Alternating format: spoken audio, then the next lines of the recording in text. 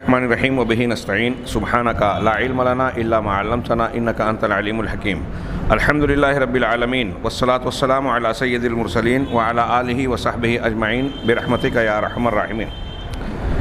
اعوذ باللہ من الشیطان الرجیم، بسم اللہ الرحمن الرحیم۔ طٰہٰ ما انزلنا علیک القرآن لتشقیٰ، سورہ طٰہٰ۔ اہل علم کا بیان ہے کہ مکہ کے دور میں ابتدائی مسلمانوں کو ہجرت حبشہ کی طرف جو ہجرت کرنی پڑی وہ 5 نبوی میں کی گئی۔ اس ہجرت کے واقعے سے پہلے سورہ مریم کا نزول ہو چکا تھا۔ انہی میں سے بعض صحابہ نے نجاشی کے بادشاہ کے سامنے سورہ مریم کی کچھ آیتیں پڑھی تھی، حضرت عیسیٰ علیہ الصلوۃ والسلام کی حیثیت کیا ہم مانتے ہیں یہ بتانے کے لیے، اور اسے سن کر وہاں کے بعض علماء، عیسائی علماء اور نجاشی رونے لگے۔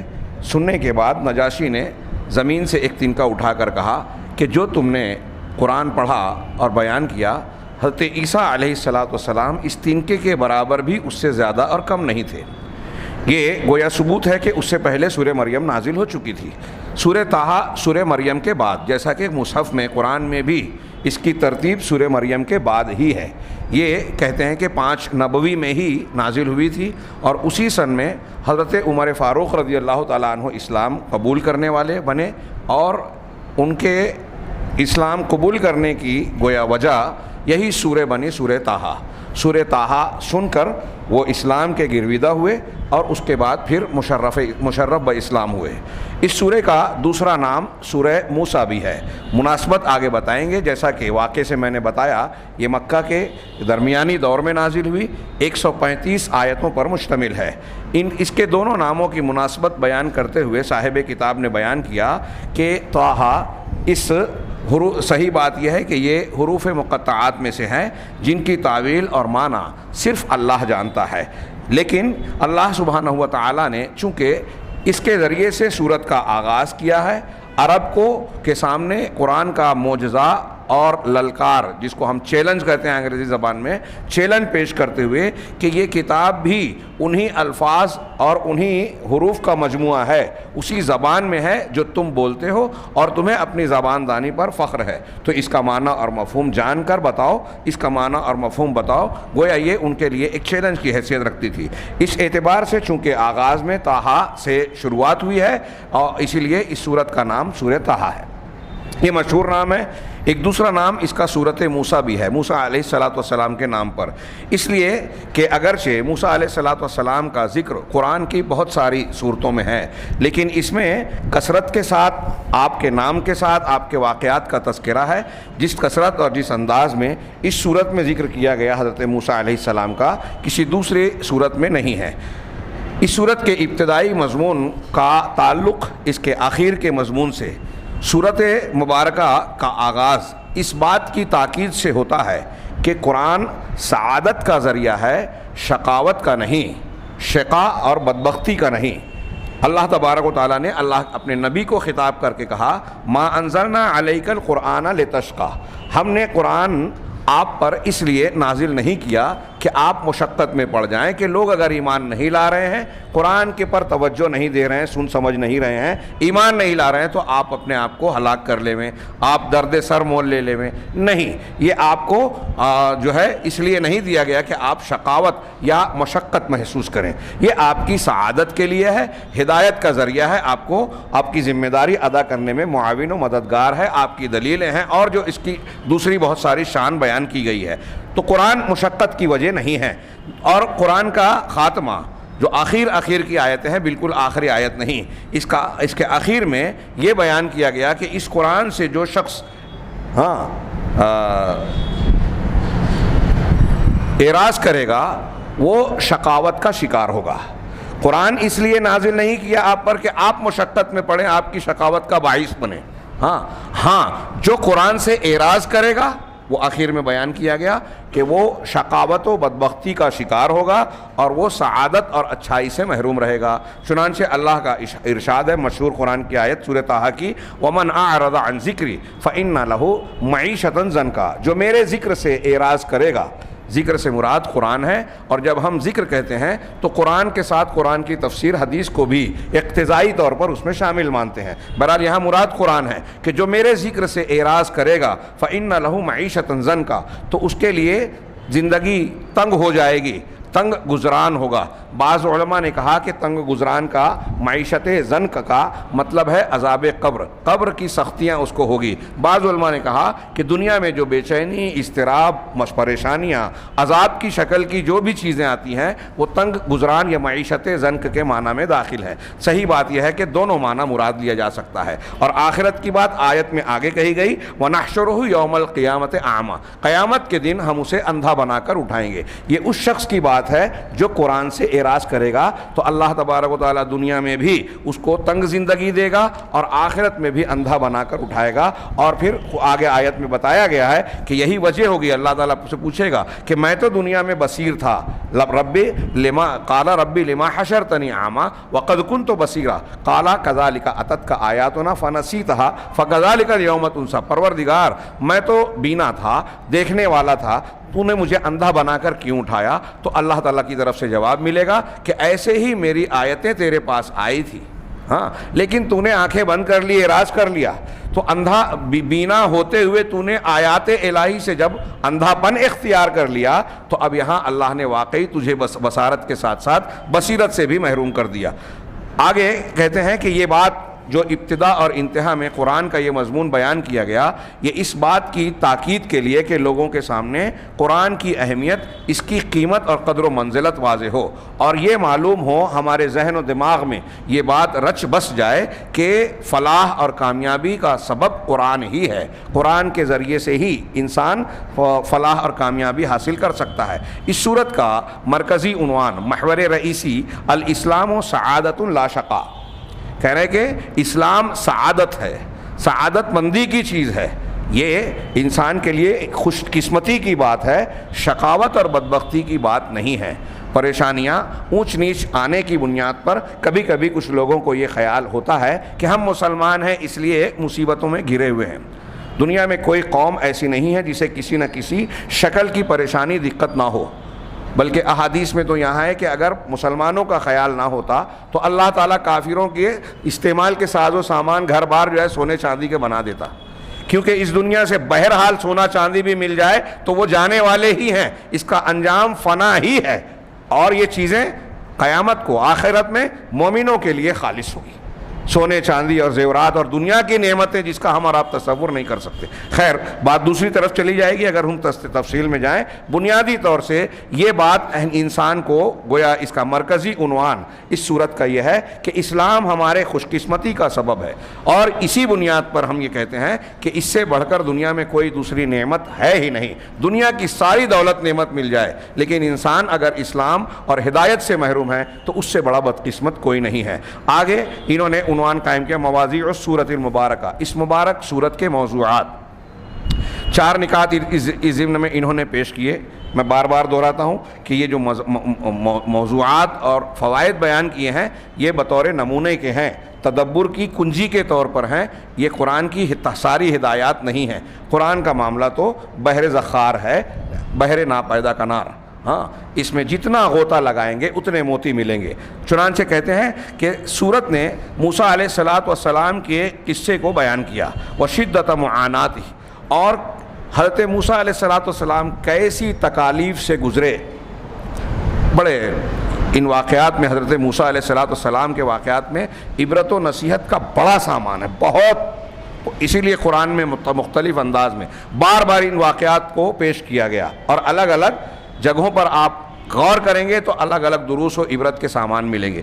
چنانچہ حضرت موسیٰ علیہ السلام کو کیسی شدتوں سے گزرنا پڑا، بچپن میں ہی ماں سے الگ ہونا پڑا، پھر اللہ نے جو انتظام کیا ابھی وہ بات تھوڑی سی تذکرے میں آئے گی، پھر وہاں سے نکل کر جانا پڑا، مدین کا سفر تنہا کیا، ایک لمبا سفر، ہاں، وہاں 10 سال لگ بھگ رہے، شادی ہو گئی، 10 سال رہے، پھر وہاں سے واپس لوٹ رہے ہیں۔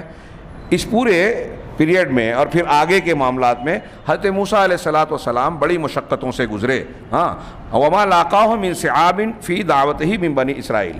صرف اتنا ہی نہیں، جب دعوت پیش کی تو فرعون کی مخالفت اور آل فرعون کی مخالفت کے ساتھ ساتھ خود بنی اسرائیل جو ان پر ایمان لانے والی تھی، جن کو آزادی دلا رہے تھے حضرت موسیٰ علیہ السلام، وہ بھی ایک پیغمبر کی حیثیت سے آپ کو آپ کی سمع و اطاعت کرنے کے لیے تیار نہیں ہوئی، بلکہ قدم قدم پر آپ کی مخالفت کرتی رہی۔ ان کے اندر ضد، عناد اور سرکشی کے مختلف عناصر مختلف موقعوں پر سر ابھارتے رہے۔ اپنی آنکھوں سے دیکھ رہے ہیں کہ ہمارے درمیان پیغمبر ہیں، ان کی دعائیں قبول ہو رہی ہیں، ان کے معجزے سے، ان کے برکت سے اللہ تعالیٰ نے معجزات ظاہر کیے، ہاں سمندر میں، دریا میں راستہ بن رہا ہے، اس کو پار کر رہے ہیں، اس کے باوجود قدم قدم پر مخالفت کر رہے ہیں۔ حضرت موسیٰ کہہ رہے ہیں کہ چلو ارض مقدس میں اللہ کا حکم ہے، کہا وہاں قومن جبارین ہیں، جبار بڑے سرکش اور طاقتور لوگ، زوراور لوگ ہیں، جب تک وہ وہاں رہیں گے ہم نہیں جائیں گے۔ ہاں ہم اذهب انت وربک فقاتلا انا ہاہنا قاعدون، آپ اور آپ کا رب جائیں،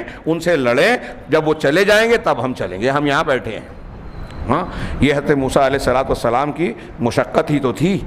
ایک داعی کو اللہ تعالیٰ نے مختلف انبیاء اور ان کی دعوتوں کو جو پیش کیا، تو یہ ہمارے اور آپ کے لیے نمونہ ہے۔ الگ الگ حالات میں، کیسے کیسے حالات میں انبیاء نے کیسے کیسے موقف اور کردار کو اختیار کیا، ہم کو ان حالات کو دیکھنا چاہیے کہ انبیاء کے کن حالات سے موافقت کرتا ہے، ہم کو بھی انبیاء کی طرح وہ طریقہ کار اختیار کرنا چاہیے۔ مخالفین، کفار و مشرکین کا ایک طریقہ ہے، اور خود مسلمانوں میں ہمارے یہاں بہت سے منافقین، دعوت کے راستے میں رکاوٹ ڈالنے والے، اہل بدعت، اہل خرافات، جو اہل حق کو مختلف طریقے سے ستاتے پریشان کرتے ہیں، وہ ساری چیزیں آپ کو انبیاء کے واقعات میں ملے گی۔ چنانچہ یہ کہہ رہے ہیں وَهَذَا النُّمُوذَجُ كُرِّرَ كَثِيرًا فِي الْقُرْآنِ، اور اس میں انہوں نے کہا کہ یہ نمونہ قرآن میں بار بار کثرت سے پیش کیا گیا، لِكَثْرَةِ عِبَرِهِ وَفَوَائِدِهِ، اس کی عبرت و سبق کے کثرت کی وجہ سے اور بہت سارے فوائد کے ہونے کی وجہ سے، اس میں ہمارے لیے فائدے اور عبرت کے بہت سارے سامان ہیں۔ نمبر 2، ذکرت السورہ سعادت سحرۃ فرعون، اس صورت نے فرعون کے جادوگروں کی سعادت کا ذکر کیا ہے، قرآن کی دوسری آیتوں میں بھی ہے اور اس میں بھی، اور اس میں بڑے زبردست طریقے سے تھوڑی تفصیل پیش کی گئی ہے۔ لما آمنوا وصدقوا، جب وہ ایمان لے آئے اور اللہ کی تصدیق کر لی، توحید کو قبول کر لیا۔ ودلیل ذالک، ان کی سعادت کی دلیل یہ ہے کہ ان کی ثابت قدمی، ان کو فرعون نے انتہائی سنگین قسم کی دھمکیاں دی، اس کے باوجود وہ اپنے دین سے ہٹنے ٹلنے کے لیے تیار نہیں ہوئے۔ پورے واقعے میں دیکھیے، اس سے پہلے سورہ اعراف کے ضمن میں بھی میں بیان کر چکا ہوں، غور کیجئے کہ جادوگروں کو جب فرعون نے بلایا، کیا مقصد تھا؟ موسیٰ کو ہرانا، ان کی دعوت کو رد کرنا۔ جادوگر آئے تو فرعون سے سوال کیا اِنَّ لَنَا لَأَجْرًا، ہاں کیا ہم کو بدلہ ملے گا، انعام ملے گا؟ جب ان كُنَّا نَحْنُ الْغَالِبِينَ، جب ہم ہی غالب ہو جائیں، جیت جائیں، موسیٰ کو شکست دے دیں، غلبہ پالیں گے تو انعام ملے گا؟ تو فرعون نے کہا نعم، ہاں، اتنا ہی نہیں بلکہ تم دربار میں مقربین میں شامل ہو جاؤ گے، تم کو اعلیٰ کرسی ملے گی، اونچا مقام ملے گا۔ یہ آج کی زبان میں بول رہا ہوں، تم مقربین میں سے ہو جاؤ گے، تم کو عزت ملے گی۔ ابھی دنیا کا لالچ تھا جو فرعون کی خدمت کرنے کے لیے تیار تھے وہ، لیکن جیسے ہی حضرت موسیٰ علیہ السلام کا معجزہ دیکھا، ان کی لاٹھیاں رسیاں جو حرکت کرتی نظر آ رہی تھیں، حضرت موسیٰ کے لاٹھی ڈالنے کے بعد جو ہے وہ انہوں نگل لیا۔ یہ واقعہ پڑھیے، اس میں ذکر نہیں ہے، لیکن اس واقعے میں یہ بھی پتہ چلتا ہے کہ جادو ہے، ہاں اگرچہ اس کا سیکھنا سکھانا کفر اور حرام ہے، لیکن اس کی حقیقت کچھ نہ کچھ ہے، اور نبی پر اس کا اثر پڑا۔ ہمارے یہاں کچھ لوگ، معتزلہ ایک طبقہ گزرا ہے ماضی میں، آج کچھ عقل پرست ہیں جو سرے سے جادو کے وجود کا ہی انکار کرتے ہیں۔ یہ بات صحیح ہے کہ آج بہت سارے لوگ جو جادو یا جادوگری کا دعویٰ کرتے ہیں وہ شعبدہ بازی اور کچھ سائنسی قسم کے چٹکلے ہو سکتے ہیں، لیکن جادو کی ایک حقیقت اور وجود ہے۔ اگر نہیں ہوتا تو اللہ تبارک و تعالیٰ اس سے بچنے کے لیے من شر النفاثات فی العقد کی دعا نہیں سکھاتا۔ اور پھر یہ موسیٰ علیہ السلام کا واقعہ، اس میں چونکہ ہمارے یہاں کتاب میں نہیں ہے لیکن پھر بھی میں جملہ ایک کہہ دوں کہ سورہ طٰہٰ میں اللہ تعالیٰ نے بتایا کہ جب فَإِذَا حِبَالُهُمْ وَعِصِيُّهُمْ يُخَيَّلُ مِنْ سِحْرِهِمْ أَنَّهَا تَسْعَىٰ، جب جادوگروں نے اپنی لاٹھیاں رسیاں ڈالی تو قرآن کہہ رہا ہے کہ ان کی لاٹھیاں، ان کی رسیاں، ان کی لاٹھیاں يُخَيَّلُ إِلَيْهِ، ان کے پاس یہ خیال گزرا، موسیٰ علیہ السلام کو خیال لگا، ہاں من سحرہم، ان کے جادو سے، لفظی ترجمہ یعنی جادو کی وجہ سے، اس کا مطلب جادو کا اثر ہوا، جادو کی وجہ سے یہ خیال گزرا انہا تسعیٰ، کہ وہ دوڑ رہے ہیں۔ لاٹھیاں رسیاں دوڑ رہی ہیں. اب ہمارے ہاں کچھ لوگ علامہ لوگ کہتے ہیں اس کا انکار کرنے والے کہ یہ جادو نہیں تھا, ہاں یہ حضرت موسیٰ کو تخیل ہوا. علامہ ابن تیمیہ نے لمبی چوڑی بات کرنے کی بجائے جواب دیا کہ ٹھیک ہے یہ قلم ہے یا کوئی اور چیز ہے, مجھے یہ قلم جو ہے کچھ اور نظر آنے لگے, کوئی کیڑا دکھائی دینے لگے چلتا ہوا, آپ کر کے بتاؤ. اگر یہ کیا کہ ہے کچھ اور دکھائی کچھ اور دے رہا ہے سامنے والے کو تو یہی جادو ہے. اب وہ تخیلی کا ہو, نظر کا دھوکہ کا ہو, چاہے جو کہو, یہ جادو ہے. قرآن نے اس کا اس بات کیا. اور حضرت موسیٰ کو ایسا لگا. اتنا ہی نہیں, قرآن کہتا ہے فَأَوْجَسَ فِي نَفْسِهِ خِيفَةً موسیٰ, کہ موسیٰ نے اپنے دل میں اس سے ڈر محسوس کیا. ایک طبعی ڈر, وہ ڈر نہیں جو شرک ہوتا ہے. دل میں خوف سر جس میں تعظیم ہو, نفع نقصان پہنچانے کا عقیدہ ہو, وہ خوف اگر اللہ کے علاوہ کسی سے ہوگا تو شرک ہوگا.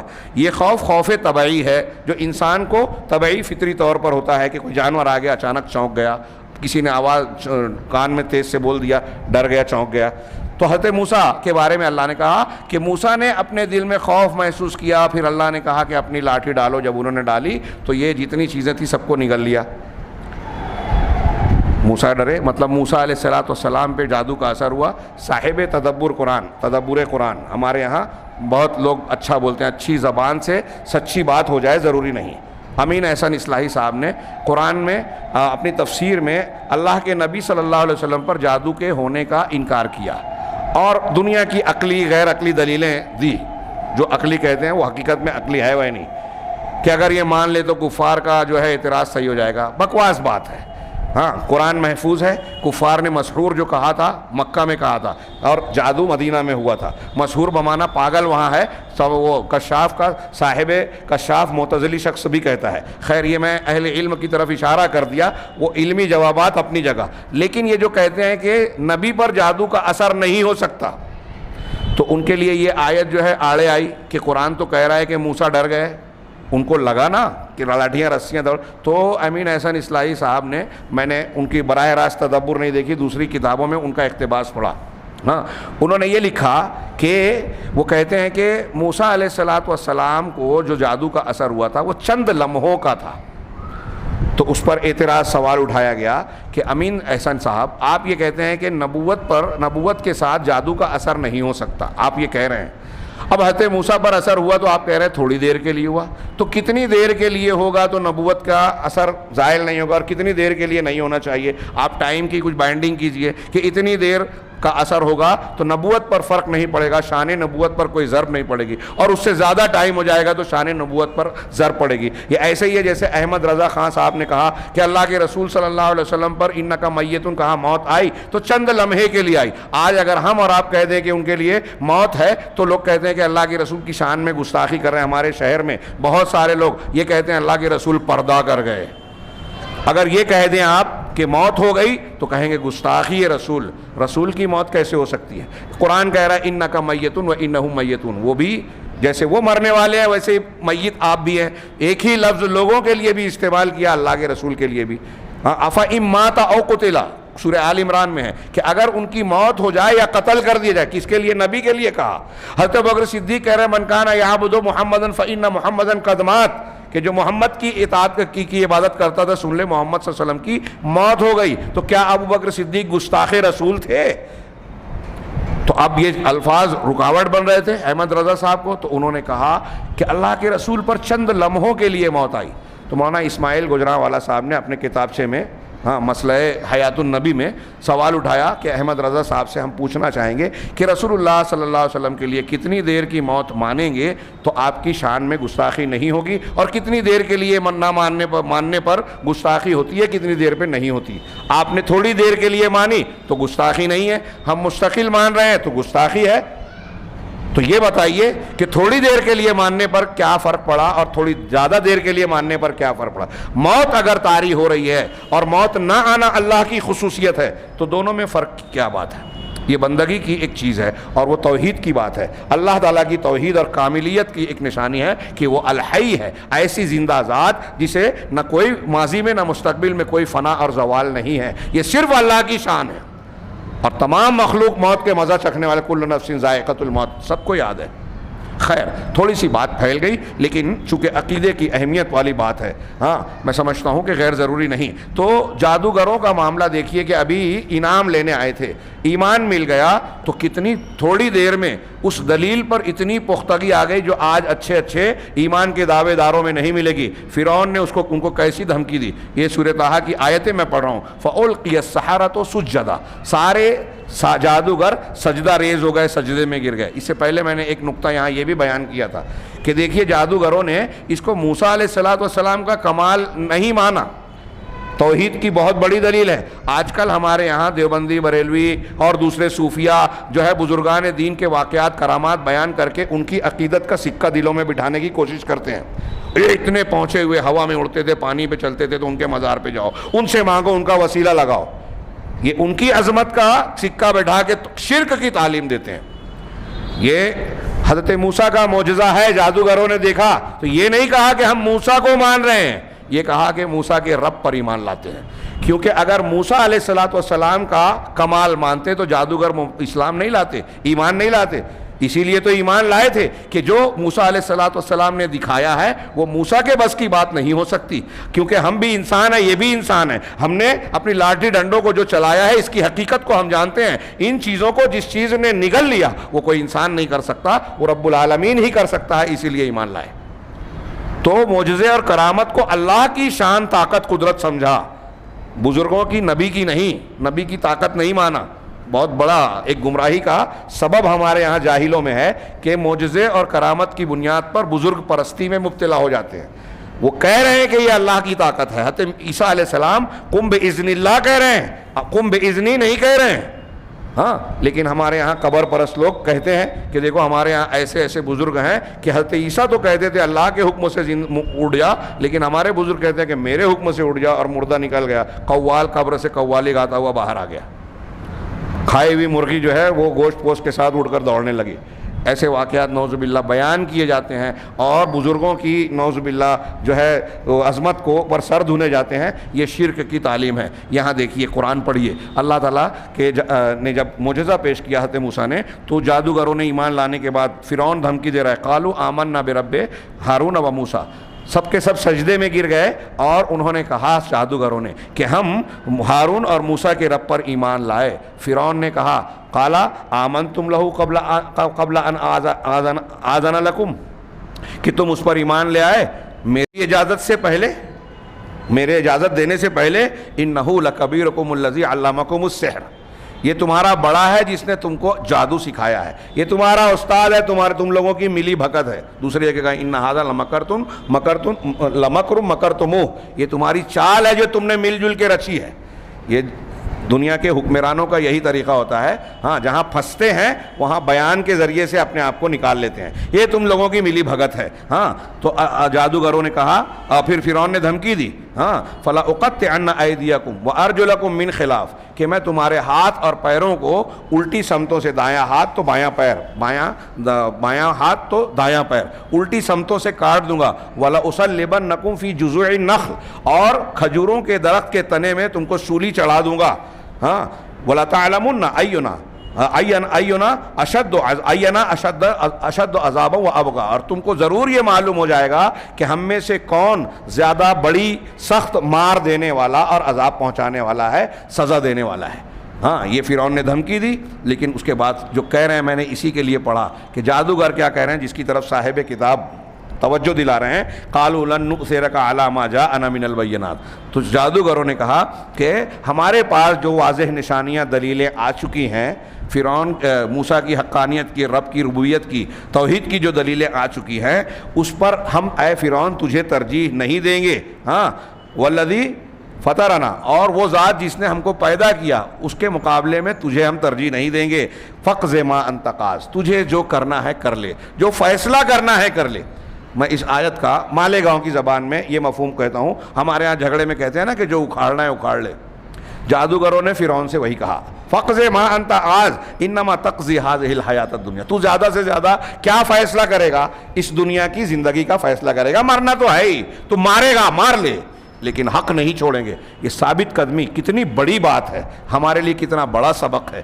دلیل اور حق مل جانے کے بعد حق پر اسی طرح جامع رہنا چاہیے. نمبر 3, اس صورت نے ایک دوسرا نمونہ بھی پیش کیا, اور وہ ہے آدم و حوا علیہ السلام کا واقعہ, اور اس میں یہ بات بیان کی گئی ہے کہ جو شخص اللہ کی اطاعت کرے گا وہ سعادت مند ہوگا, اور جو اللہ تبارک و تعالیٰ کی نافرمانی کرے گا وہ شقاوت میں پڑے گا. قرآن کی وہ آیتیں دیکھیے, وَلَقَدْ عَهِدْنَا إِلَىٰ آدَمَ مِن قَبْلُ فَنَسِيَ وَلَمْ نَجِدْ لَهُ عَزْمًا, کہ ہم نے اس سے پہلے ہی آدم سے یہ عہد و پیمان لے لیا تھا, لے لیا تھا لیکن وہ بھول گئے, اور اس کے اندر کوئی عزم نہیں تھا, پکا ارادہ. وَإِذْ قُلْنَا لِلْمَلَائِكَةِ اسْجُدُوا لِآدَمَ, یہ پوری آیت پڑھیے, آخری کا حصہ جو ہے اگلی آیت میں فَإِمَّا يَأْتِيَنَّكُم مِّنِّي هُدًى فَمَنِ اتَّبَعَ هُدَايَ فَلَا يَضِلُّ وَلَا يَشْقَىٰ. آخری جملے کا ترجمہ میں کروں کہ جو شخص میری ہدایت کی, میرے پاس تمہاری ہدایتیں آئے گی, دنیا میں تم کو بھیج رہا ہوں, اب دنیا میں تم دشمن رہو گے, شیاطین کی اولاد اور آدم کی اولاد ایک دوسرے کی دشمن. اب میری ہدایتیں تمہارے پاس آئے گی انبیاء کے ذریعے سے, فمن اتبع ہدایا, تو جو میری ہدایت کی پیروی کرے گا, میری ہدایت یعنی اللہ کی, قرآن کہہ رہا ہے اللہ کی ہدایت کیا ہے, چشتیت, قادریت, نقشبندیت, سہروردیت, صوفیت, حنفیت, شافعیت, مالکیت, حنبلیت, اشعریت, ماتریدیت, جو لوگوں نے اتنی ساری نسبتیں اختیار کر رکھی ہیں, کیا وہ اللہ کی ہدایت ہے؟ نہیں. اللہ کی ہدایت وہ ہے جو اللہ نے اپنے نبی پر قرآن اور سنت کی شکل میں نازل فرمایا ہے. جو اس کے موافق ہے وہ صحیح ہے, جو اس کے خلاف ہے, کتنے بھی بلند اور کتنی بھی بڑی تعداد اس کو مانتی ہو, وہ صحیح نہیں ہے, اللہ کی ہدایت نہیں ہے. تو جو میری ہدایت کی پیروی کرے گا, فلاں اور فلاں کی نہیں, فلا یضل ولا یشقی, نہ وہ گمراہ ہوگا اور نہ شقی یعنی بدبخت ہوگا. حضرت ابن عباس بڑی جامع تفسیر کرتے ہیں کہ فلا یضل, قرآن کہہ رہا ہے کہ جو قرآن کو پڑھے گا, قرآن پر عمل کرے گا, تو دنیا میں گمراہ نہیں ہوگا, آخرت میں ناکام نہیں ہوگا, شقی نہیں ہوگا. نمبر 4 اور آخری موضوع جو انہوں نے ذکر کیا, وختمت السورۃ المبارکہ بذکر اہم الاسباب التي يحصل الانسان بها على الرضا. سورۃ مبارکہ کا خاتمہ سب سے اہم اسباب کے ذکر کے ساتھ ہوا ہے, جس کے ذریعے سے انسان اللہ اپنی خوشی, سعادت حاصل کر سکتا ہے. ہم کو خوشی پانے کا نسخہ سورہ طٰہٰ کی آخری آیت میں بتایا گیا, اور وہ ہے طمانینت اور سعادت کی آخری انتہا ہے. اس کو ہم اگر عمل میں لے آئے زندگی میں تو انتہا درجے کا اطمینان, سکون اور سعادت حاصل ہو جائے گی. کیا ہے آخری آیت؟ اللہ نے فرمایا فاصبر علی ما یقولون. یہ جو لوگ کہہ رہے ہیں مخالفین, آپ کے بارے میں الزام تراشیاں, مخالفتیں اور مختلف قسم کے جملے کسنا, اس پر آپ صبر کیجئے, صبر کیجئے. نمبر 1, وسبح بحمد ربک قبل طلوع الشمس وقبل غروبها, اور اپنے پروردگار کی حمد کے ساتھ, تعریف کے ساتھ تسبیح بیان کیجئے. بڑی مختلف صیغے ہیں حدیثوں میں, سبحان اللہ و بحمدہ, سبحانک اللہم و بحمدک, اس طرح کے جو الفاظ ہیں. ایک حدیث میں ہے کہ نوح علیہ السلام نے اپنے بیٹے کو تلقین کی کہ دنیا میں رزق اللہ تعالیٰ حمد کے ساتھ تسبیح بیان کرنے کے ذریعے سے دیتا ہے. سبحان اللہ و بحمدہ ہی پڑھیے, لیکن سمجھ کر اس کے معنی اور مفہوم کے ساتھ, تو برکتیں دیکھیے. اللہ نے فرمایا کہ اور اللہ کے رب, اپنے رب کی حمد کے ساتھ تسبیح بیان کیجئے سورج کے طلوع ہونے سے پہلے اور اس کے غروب ہونے سے پہلے. صبح اور شام کی جو دعائیں رسول اللہ صلی اللہ علیہ وسلم نے بتائی ہیں نا, وہ طلوع سے پہلے اور غروب سے پہلے کی ہے. اگر کسی وجہ سے چھوٹ جائے تو اہل علم نے کہا کہ بعد میں بھی پڑھ سکتے ہیں. ومن آناء اللیل, اور رات کے مختلف ساعتوں میں, فسبح, اللہ کی تسبیح بیان کر, وہ اطراف النہار, اور دن کے بھی الگ الگ کناروں پر اور اوقات میں, لعلک ترضی, ایسا کرو تاکہ تم راضی ہو جاؤ, خوش ہو جاؤ. خوشی حاصل کرنے کا راستہ یہ ہے. ہم کہاں کہاں ڈھونڈتے ہیں, یہ سورہ طٰہٰ نے بتایا. اس سورے کے 5 فوائد بتائے, اختصار کے ساتھ میں انہیں بیان کر دوں کہ من اسباب الرضا, خوشی اور رضامندی, اللہ تبارک و تعالیٰ کی رضامندی حاصل کرنے کے اسباب میں سے یہ ہے کہ العجلۃ لتنفیذ ما احب اللہ, کہ جو چیز اللہ پسند کرتا ہے اس کو نافذ کرنے میں, اس پر عمل کرنے میں ہم جلدی کریں. چنانچہ حضرت موسیٰ علیہ السلام جب طور پر چلے گئے تو حضرت اللہ تعالیٰ نے سوال کیا سورہ طٰہٰ میں, وما اعجلک عن قومک یا موسیٰ, کہ اپنی قوم کو چھوڑ کر میرے پاس آنے میں تم کو کس چیز نے جلدی میں ڈالا, کیوں جلد بازی کی؟ تو حضرت موسیٰ نے کہا ہم اولئک علی اثری, یہ میری قوم میرے پیچھے پیچھے ہی ہے. وعجلت الیک ربی لترضی, اور تیرے پاس آنے میں جلدی پروردگار میں نے اس لیے کی کہ تو مجھ سے راضی ہو جا. اللہ نے بلایا تو تو نے بلایا تو میں نے آنے میں جلدی اس لیے کی کہ تو راضی رہے, دیر نہ کروں. اس سے پتہ چلا کہ اللہ کے کاموں کو, حکموں کو جلدی ماننے میں رضامندی کا نسخہ ہے. نمبر 2, معصیت الرسول صلی اللہ علیہ وسلم سبب للتعرض للفتن. ایک یہ بات بتائی کہ رسول اللہ صلی اللہ علیہ وسلم کی نافرمانی فتنوں میں پڑنے کا, فتنوں سے آلودہ, فتنوں میں ملوث ہو جانے کا بہت بڑا اور بنیادی سبب ہے. ہاں, قال فإنا فتنا قومک من بعدک وأضلهم السامری. آیت نمبر 85 سے آیت نمبر 97 تک, وہ کئی آیتیں تھیں, میں نے ایک اشارہ لکھا. ہاں, 85 سے 97 تک آپ پڑھیے کہ کس طریقے سے بنی اسرائیل جب حضرت موسیٰ چلے گئے, اللہ نے خبر دی کہ آپ کے بعد جو ہے آپ کی قوم جو ہے گمراہی کا شکار ہوئی. سامری نے انہیں گمراہ کیا, اس نے زیورات کو پگھلا کر ایک بیل بنایا جس کو ہوا چلنے پر اس کے ڈھکار کی آواز آتی. انہوں نے اس کی پوجا کی اور کہا کہ یہ تمہارا اور تمہارے موسیٰ کا جو ہے معبود ہے. تو لوگوں نے اس کی پوجا کر لی, اکثر لوگوں نے. ہارون علیہ السلام انہیں روکتے رہے اور انہوں نے کہا کہ میری بات مان لو. سورہ طٰہٰ میں آگے کہا, انہی آیتوں کے بیچ میں ہارون نے کہا کہ میری بات مان لو ورنہ تم بہت فتنے میں پڑ جاؤ گے, اور یہ تمہارے لیے آزمائش ہے, فتنہ ہے. ہاں, اور پھر کئی جگہوں پر اسے بتایا گیا کہ فتنہ ہے. تو رسول کی بات نہ ماننا, حضرت ہارون کی بات نہیں مانی, حضرت موسیٰ کی بات نہیں مانی, فتنے میں پڑ گئے. آج ہم دیکھیں دنیا کے اندر جو مختلف ہمارے نوجوان فتنوں میں پڑتے ہیں, وہ قرآن حدیث کو نہیں مانتے یا قرآن حدیث کی تعلیم دینے والے علماء سے, صحیح تعلیم کے منبع سے رابطے میں نہیں رہتے. جو نوجوان ہمارا انکار حدیث کے فتنے اور کفر کے راستے پر چلتا ہے, جو کسی سازش کا شکار ہو کر جیلوں میں جا کے بند ہو گیا ہے, اور ایسی بہت ساری چیزیں, اس میں ایک بڑی تعداد آپ کو ایسی ہی ملے گی جن کا علم دین سے, صحیح علم دین سے ربط و ضبط نہیں رہا. علماء جو کہ انبیاء کے وارثین اور نائبین ہیں, صحیح علم والے علماء ربانیین, ان سے ربط ضبط نہ رکھنے والے فتنے میں پڑتے ہیں. تو کیوں؟ اس لیے کہ رسول کی تعلیم اور رسول کی اتباع سے دور ہو گئے. نمبر 3, نماز کا قائم کرنا رزق کے حاصل کرنے کے اسباب میں سے ہے اور دنیا اور آخرت کی سعادت کا ذریعہ بھی ہے. آیت نمبر 130 سے 132 میں آپ ملاحظہ فرمائیں, 132 والی آیت میں آخری کی پڑھوں. اللہ نے کہا وَأْمُرْ أَهْلَكَ بِالصَّلَاةِ وَاسْتَبِرْ عَلَيْهَا, اپنے گھر والوں کو, اپنے اہل و عیال کو نماز کا حکم دو.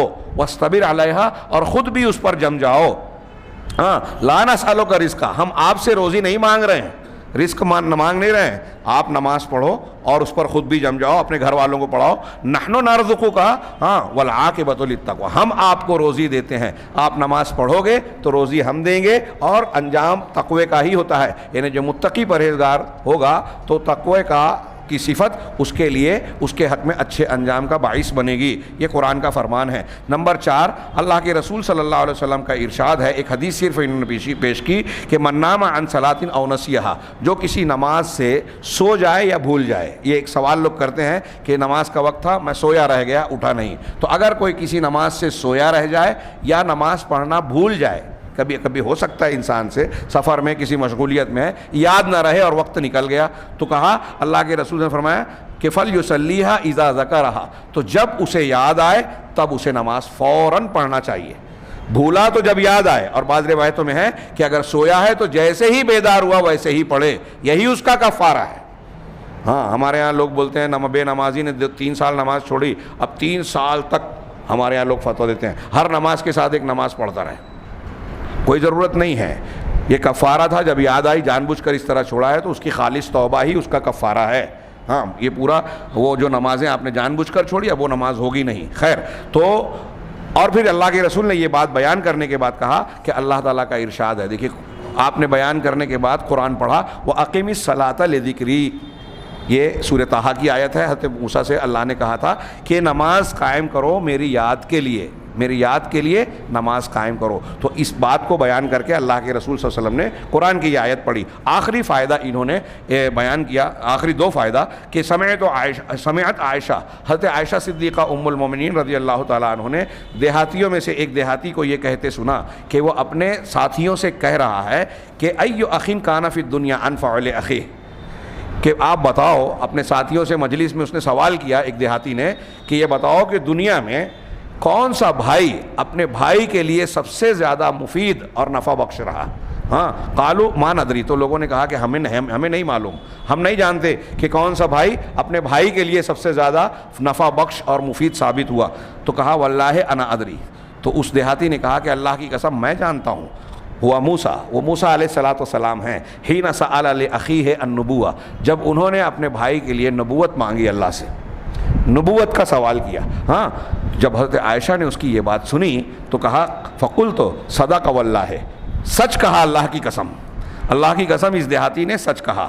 یہ کہاں سے نکالا؟ سورہ طٰہٰ میں اور دوسری جگہ بھی ہے. جب حضرت موسیٰ نے دعا مانگی، کیا مانگی؟ اللہ سے کلام ہوا، طور پہ نبوت مل رہی ہے تو دعا مانگی رب اشرح لی صدری ویسر لی امری واحلل عقدۃ من لسانی یفقہوا قولی واجعل لی وزیرا من اہلی. ہاں یہ میرے سینے کو کھول دے، یعنی نبوت کے کام کی آسانی کے لیے یہ دعائیں مانگی. میری زبان کی لکنت دور کر دے. کہتے ہیں کہ بچپن میں آگ ڈال لی تھی، کوئلہ ڈال لیا تھا جلتا ہوا تو لکنت تھی، تو لکنت دور ہو جائے. ہاں اور پھر میری بات کو لوگ سمجھیں، میری نبوت کا کام جو ہے وضاحت سے بیان کرنے والا میرا مقصد پورا ہو. ہاں آگے کہا وَاجْعَلْ لِي وَزِيرًا مِّنْ أَهْلِي، اور میرے گھر والوں میں سے میرا ایک وزیر یعنی مددگار بنا دے. ہارون اخی، میرے بھائی ہارون کو اشدد بہی ازری، اس کے ذریعے سے میری کمر کو مضبوط کر دے. وَأَشْرِكْهُ فِي أَمْرِي، اور میرے اس امر میں، میری اس نبوت میں، میرے اس کام میں ان کو میرا شریک بنا دے. آگے اس کی وجہ اور بھی بیان کی. تو یہ حضرت موسیٰ علیہ السلام نے اپنے نبی کے لیے دعا کی. تو اس دیہاتی عرب نے کہا کہ سب سے دنیا کا سب سے بہترین بھائی جو اپنے بھائی کے لیے ثابت ہوا وہ حضرت موسیٰ حضرت ہارون کے لیے ہے، جب انہوں نے اپنے رب سے جو ہے ان کے لیے نبوت مانگی. نبوت سے بڑھ کر مقام کیا ہو سکتا ہے؟ حضرت عائشہ نے یہ سنا تو کہا کہ واللہ یہ سچ بات ہے. آخری فائدہ انہوں نے بتایا کہ حضرت قتادہ رضی اللہ رحمہ اللہ کہتے ہیں اللہ تعالیٰ کے اس قول کے بارے میں کہ جب اللہ حضرت موسیٰ کو اللہ تبارک و تعالیٰ نے نبوت دی اور یہ دعائیں کی تو آگے اللہ نے کہا کہ قد اوتی تو سؤلک یا موسیٰ، کہ تو نے جو سوال کیا سارے سوال منظور، ساری درخواست مل گئی، جو مانگا سب دیا ہم نے. ہارون کو یہ بنا دیا، تمہاری لکنت کو بھی دور کر دیا وغیرہ وغیرہ. پھر اس کے بعد اللہ نے کہا کہ اس سے پہلے بھی ہم نے تم پر کئی احسانات کیے ہیں، اور پھر انہیں احسانات کا ذکر کیا کہ جب تمہاری والدہ پیدا ہوئی، تم پیدا ہوئے تو والدہ کے دل میں ڈالا کہ جو ہے ان کو جو ہے سمندر میں ڈال دو. اور پھر غور کیجئے پورا واقعہ، یہاں اس کی تفصیل تو نہیں بیان کی. آگے اللہ نے ایک ذکر کیا ایک احسان کا، وَأَلْقَيْتُ عَلَيْكَ مَحَبَّةً مِّنِّي، اور اے موسیٰ تمہارے اوپر میں نے اپنی جانب سے محبت اور پیار ڈال دیا. تو حضرت قتادہ نے اس کی تفسیر کرتے ہوئے کہا کہ حضرت موسیٰ علیہ السلام کی آنکھوں میں ایسی حلاوت اور کشش اللہ نے پیدا کی تھی کہ مخلوق میں سے جو بھی آپ کو دیکھتا وہ آپ کا گرویدہ ہو جاتا، آپ سے محبت کرنے لگتا. دوسرے علماء نے یہ بتایا کہ بچپن سے ہی اللہ نے حضرت موسیٰ علیہ السلام کا چہرہ ایسا پرکشش خوبصورت بنایا کہ جو دیکھتا آپ کا گرویدہ ہو جاتا. اور دیکھیے یہ اللہ کی حکمت بالغہ ہی تھی کہ موسیٰ علیہ السلام، وہ واقعہ آپ جانتے ہیں کہ خواب کی بنیاد پر کچھ نجومیوں نے فرعون سے کہا تھا کہ بنی اسرائیل میں ایک بچہ پیدا ہوگا جو تیری ہلاکت کا سبب بنے گا. اسی بنیاد پر وہ بنی اسرائیل کے ہر پیدا ہونے والے بچے کو ذبح اور قتل کر رہا تھا. دائیوں سے کہلا دیا تھا کہ جو بچہ پیدا ہو بتانا، اور ان کو پکڑ کر قتل کر دیا کہ پیدا ہی نہیں ہوگا. لیکن اللہ تبارک و تعالیٰ اپنی تدبیر پوری کرتا ہے. اگر وہ خواب جھوٹا مانتا تو بھی بے وقوفی تھی اس کا کام، اور سچا خواب اگر مان رہا ہے تو اس کو یہ سمجھنا چاہیے تھا کہ وہ کچھ بھی کر لے، جو سچ ہے سچ ہو کر رہے گا. تو بہرحال موسیٰ علیہ السلام کو کہ ماں کے گود سے نکال کر دریا میں ڈلوایا، اللہ نے حکم دیا، اور دریا کے بہاؤ سے فرعون کے محل تک پہنچایا، اور وہیں ان کی تربیت کا انتظام کیا جہاں جو مارنا چاہتا تھا، قتل کرنا. کیسی اللہ کی کارسازی ہے، حکمت ہے. ہاں لہٰذا اللہ کی طرف ہی رجوع کرنا چاہیے کہ جو قتل کرنا چاہتا ہے اسی کو محافظ بنا دیا. فرعون کی بیوی ہو یا فرعون ہو، حضرت موسیٰ کو دیکھ کر دل میں پیار آیا اور انہیں اپنا بیٹا یا مفید مستقبل میں فائدے کی بنیاد سمجھ کر اسے پالا پوسا اور بڑا کیا. اور پھر اللہ تبارک و تعالیٰ نے ان سے جو کام لینا تھا وہ کام لیا. یہ معروضات سورہ طٰہٰ سے متعلق ختم ہوئی. انشاءاللہ کل سورۃ الانبیاء پر گفتگو ہوگی. اللہ تعالیٰ ہمیں خیر کی توفیق دے. وآخر دعوانا ان الحمد للہ رب العالمین وصلی اللہ علی نبینا محمد.